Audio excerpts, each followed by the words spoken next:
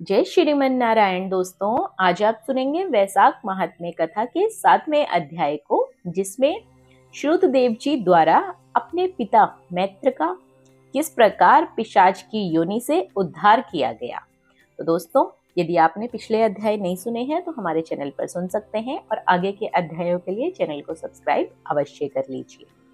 श्री नारद जी बोले, मिथिलापुरी का धर्मात्मा राजा श्रुतकीर्ति इस अद्भुत चरित्र को देखकर हाथ जोड़कर महात्मा ब्राह्मण श्रुतदेव जी से कहने लगा, हे महात्मन, मैंने ये बड़ा अद्भुत तथा महाआत्माओं का आश्चर्य में चरित्र देखा, जो धर्म के प्रताप से इक्ष्वाकु वंशीय राजा हेमांग की मोक्ष हो गई। इस धर्म कथा को विस्तार पूर्वक कृपा करके मुझे सुनाइए।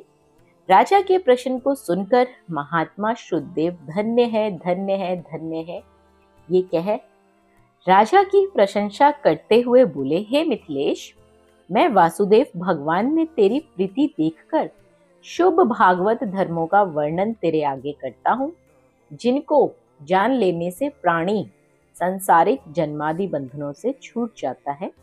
जैसे शौच, स्नान, संध्या, तर्पण, अग्निहोत्र और श्राद्ध आदि कर्म हैं, वैसे ही वैशाख मास के कर्म हैं। जैसे राजा के बिना प्रजा सुरक्षित नहीं रहती, ऐसे ही सत्कर्म के बिना धर्म नहीं रहते।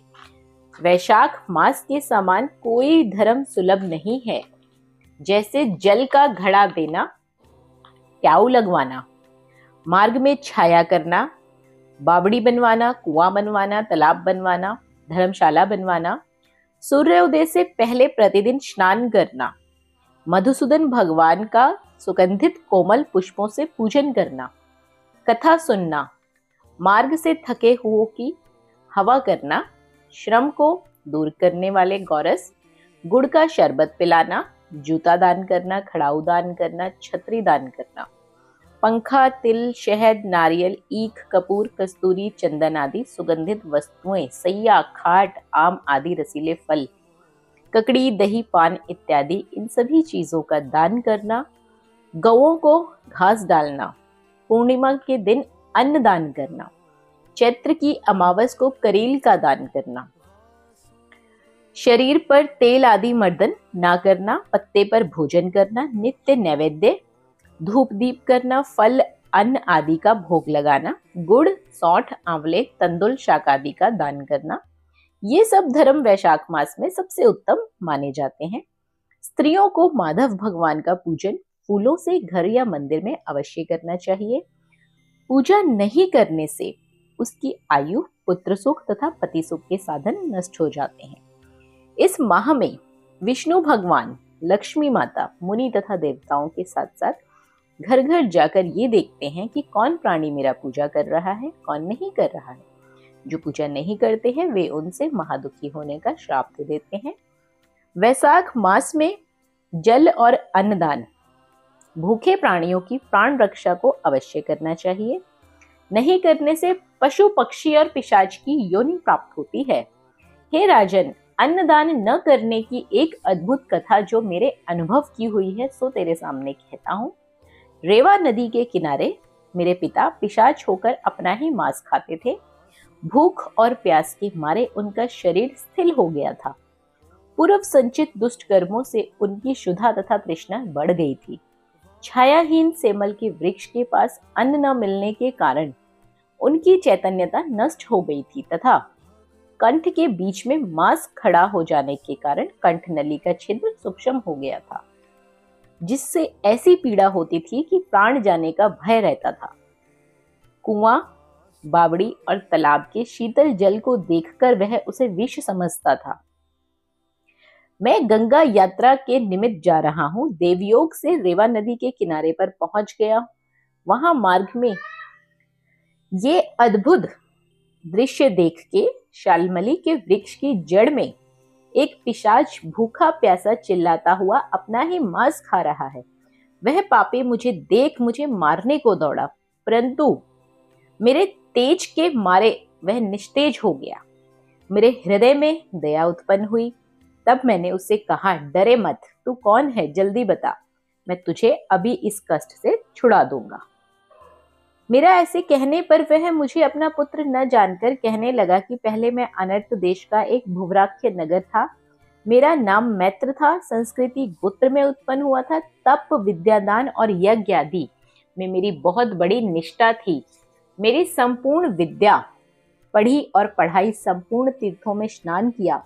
हे अंग, मैंने भिक्षा के लोभ में वैशाख मास में अन्नदान नहीं किया, तथा इससे विचार ये आता है कि इसी कारण मुझे पिशाच की योनि मिली है। अब मेरे घर पर श्रुतदेव नाम का मेरा पुत्र है, जो बड़ा ख्यातिवान है। उससे मेरी यह दशा कह देना कि तेरा पिता अन्नदान न करने से नर्मदा नदी के तीर पर जाकर पड़ा है, स्वर्ग में नहीं पड़ा है। वह बहुत दुखी है, अपना ही मांस खाकर वृक्ष की जड़ से पिशाच बना बैठा हुआ है वहां पर। अतः पिता की पिशाच योनि छुड़ाने के लिए वैशाख मास में प्रातःकाल स्नान करके श्री विष्णु भगवान का पूजन करे, भक्ति पूर्वक जल से मेरा तर्पण करे, फिर किसी श्रेष्ठ ब्राह्मण को अन्न दान करे, जिससे मैं विष्णु पद को प्राप्त हो जाऊं, मुझे बैकुंठ धाम की प्राप्ति हो जाए, मोक्ष की प्राप्ति हो जाए। जो तुम मुझ पर इतनी दया करोगे तो तुम्हारा कल्याण अवश्य ही होगा। अपने पिता के मुख से ऐसी बात सुनकर और उनकी ये हालत देखकर दुख के मारे उनके पांव पर गिरकर बहुत देर तक लकड़ी की भांति पड़ा रहा। बार बार अपनी निंदा कर नेत्रों में आंसू भर कहने लगा, हे पिता, तुम्हारा पुत्र मैं ही हूँ, देवयोग से यहाँ आ गया हूँ। कर्म से भ्रष्ट ब्राह्मणों में कोई निंदनीय नहीं हुआ जिससे पितृश्वरी की मुक्ति ना हुई हो। तू ही बता, मैं कौन सा कार्य करूं जिससे तेरी मुक्ति हो जाए। तब वह प्रसन्न होकर बोला, अब तू यात्रा करके शीघ्र घर को जा। मेष की संक्रांति में विष्णु भगवान के निमित्त अन्न दान करना, किसी श्रेष्ठ ब्राह्मण को देना, इससे सुकुटुंब मेरी मुक्ति हो जाएगी। पिता की आज्ञा अनुसार मैंने तीर्थ यात्रा कर घर आकर वैशाख के महीने में अन्नदान किया। तब मेरे पिता मुक्त होकर विमान पर चढ़कर मुझे आशीर्वाद दे विष्णु लोक को चले गए, जहां से फिर कभी लौटकर नहीं आते।